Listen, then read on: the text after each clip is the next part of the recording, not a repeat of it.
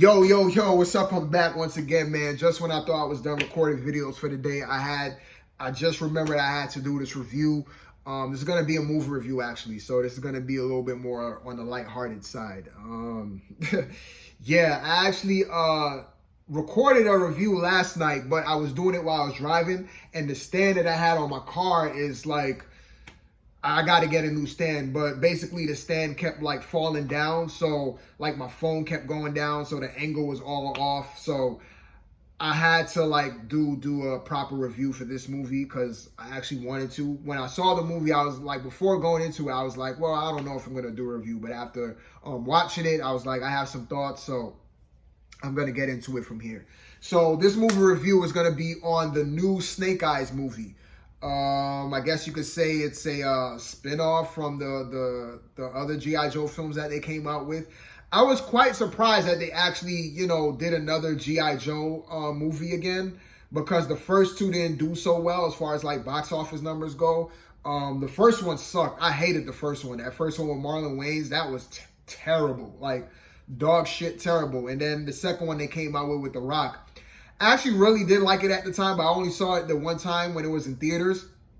And I remember at the time, I really enjoyed it. But I don't know if I were to go back and watch it, I don't know how I would enjoy it because I don't really remember anything from that movie. But I remember at the time watching it, I really loved that movie. But it got critically panned. Nobody liked the movie, and it didn't really do so well. So I'm surprised that they're still trying their hands with this G.I. Joe franchise. So here we are once again with a new G.I. Joe film. This one is based on just the character Snake Eyes in particular. And I remember when I saw the trailer, I was like, oh, the trailer looks pretty interesting. It looks pretty cool. I'm going to go check it out. And now that it's out, checked it out. And just my overall thoughts before I go into the nitty gritty. I think the movie is okay. It's not really a terrible movie like that, but it's not really a great movie like that. I think it's just your run-of-the-mill action type of film. This is one of those films, I believe, to where if you don't have anything to watch, really, if you just are looking for some run-of-the-mill action movie, I guess, and something that's new, I guess you watch this. I don't know if I can really recommend it at the end of the day. It's not really anything you haven't seen before. It's not anything special. I guess if you're a G.I. Joe fan, you're going to go out and see it because you're a fan of G.I. Joe. But other than that, I'm like, I don't know. Like, I guess, like, if it's on Netflix when it comes out on streaming, like I said, if you have nothing to do, or if you're on a plane and they have, like, a short selection of movies, and this is, like, one of those selections, then I guess you choose that. But other than that, I don't know if I will recommend it beyond that. Like I said, it's a run-of-the-mill action movie. It's very average, man. It's really nothing special to it. Everything that is good in this movie is just okay, on an okay level. It's not great, so I will say that. So I guess I'm going to go into my good, go into my bad, and wrap it up from here. One of the good things I did like, and it's gonna be a weird thing for me to say because I never mentioned this when I watch movies. I only mentioned this in another movie that I watched, and that was Bad Boys. That was way back last year. But the color grading, I like the color grading of this film, man. It was very consistent. It was a lot of earth tones, so it's a lot of browns and yellows and blues, like earth tone colors, and it was pretty consistent. I think that's what I liked throughout the movie. Like the color grading was very consistent throughout. Like the color palette that they use, like the filters that they use for all the scenes is very consistent. Even the nighttime scenes, you see those types of colors, like the yellows and the browns, pop up in the night scenes. You did have some neon type colors at night, but for the most part, it had like a very sepia tone throughout the film, and I did like it. I don't know, for some reason, man, that stood out to me the most with this film, and that's like my shining like positive, I guess you could say, with this film is the color grading. That says a lot about this movie. Other things that I liked, I guess I like the plot.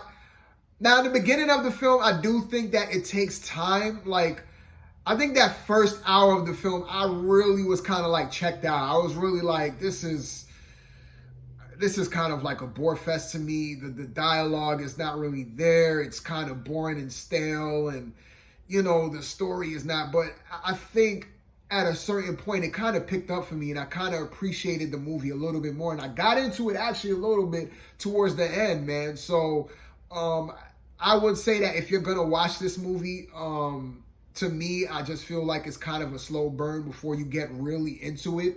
Like, I think that you really get into it like close to the end, but then the movie's about to end. So yeah, so I just think that that first half of the movie is just kind of a chore to sit through. And I think because of the dialogue, in particular, and the acting is just like, I don't know, it's just so boring, it's just so stale, and it's just so monotone, and it's like, it kind of put me to sleep, and I think it will put you to sleep as well. I just think the dialogue is kind of weak in this one. The characters are not really that interesting. Even the main character, Snake Eyes, to me, he wasn't really that interesting. Storm Shadow, who didn't even get his name until the end, and it didn't make no sense how he got it, because he was like, just call me Storm Shadow. It was just like, oh, that was just so cheap. But yeah, even Storm Shadow's character is like, he just had this one, like his voice was just this one, he just had this monotone. His character was just so monotone, man. It's just so boring. And same with the other characters. I think the only character that I kind of liked the most was the grandmom, which was the I think she was the grandmother or the mother, basically the leader of the clan, the particular clan that Snake Eyes had to join. But yeah, she was like the only character that I had liked throughout the film the most, and that was like towards the end, because she was actually doing something. So I thought that throughout the movie that they was going to keep her as like this old lady that just like was kind of like a damsel in distress type character, that you have to rescue her in certain situations. But towards the end, man, she does whip some ass, man. Like she does some ill kind of moves. So I'm like, okay, grandma, I see you. You know what I mean? So I guess she was like the coolest character out of all of them. But yeah, other than that, like all the other characters in the movie are throwaways to me. Like I said, even with Snake Eyes, like the main character in this it just wasn't there, man. He wasn't bad, but he was just like he was just like all the other cast, and he's supposed to be the star. And I'm like, it's just like a bunch of supporting characters in this one movie, and none of them stands out. None. No characters in this film stand out to me. The main character, Snake Eyes, like I said, just your run-of-the-mill. I won't look at him as like a strong type of lead character like that. Like, he does have his moments, I guess you could say, but just overall, man, it's just, I don't know.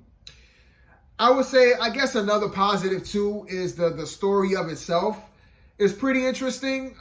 It is kind of predictable for the most part. When you see certain scenes play out, you're kind of like predicting where it's going to go, and it actually goes there. But, the premise of Snake Eyes kind of like being this double agent. He has to, join this clan in order to get this stone for this other ex-clan member. So he's kind of like playing both sides throughout the movie. It's kind of interesting, man. And as the movie progressed, I kind of appreciated that kind of like premise a lot more. So it's a little bit different. It's a little bit cool how they did it. Like I said, it's not really that unique, but I think the story of itself, it's not too bad. It's all right. It's all right. It's cool. Like I said, it's all right. And I appreciate it a lot more as the movie progressed. So I will say that. The story, it wasn't like that bad. But I just think with the acting, man, that the acting and the dialogue is just, I think, one of the main negatives. And I think another big negative with this movie is that this movie should have been rated R. I don't know why they chose this movie to be PG-13, because there are quite a few fight scenes in this where it's like, this should be rated R. Why is this not PG-13? Because there's a lot of sword fighting in this movie. And in the sword fight, you don't see any blood at all. The only blood that you see in this movie through sword fighting is when Snake Eyes initially just cuts his inside the palm of his hands with a sword to shake Storm Shadow's hand. And he does the same. Like, that's the most blood you get out of this movie. That is the most blood. A scene to where they're doing a blood handshake. That's the most blood you're going to get. You're not going to see any type of gore. You're not going to see any type of blood. And they're doing sword fighting throughout most of this movie. So I don't know why they went with the whole PG-13 route. I think that is the biggest negative of this movie, is that had this movie been rated R, I think it would have been a lot more better, especially with the fight scenes. Because like I said before, there is hardly no blood in this. None. And you're fighting with swords. And they're like slashing. They're doing all these types of stuff. And you're not seeing any blood splatter, nothing.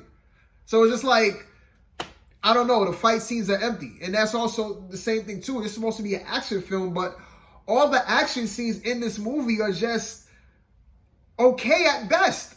The only decent action scenes that we get is towards the end when they're fighting on that, you know, the big trucks where they carry all the cars.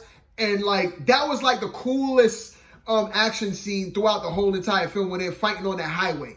That was like the coolest action scene. But even with that, it's just like, okay.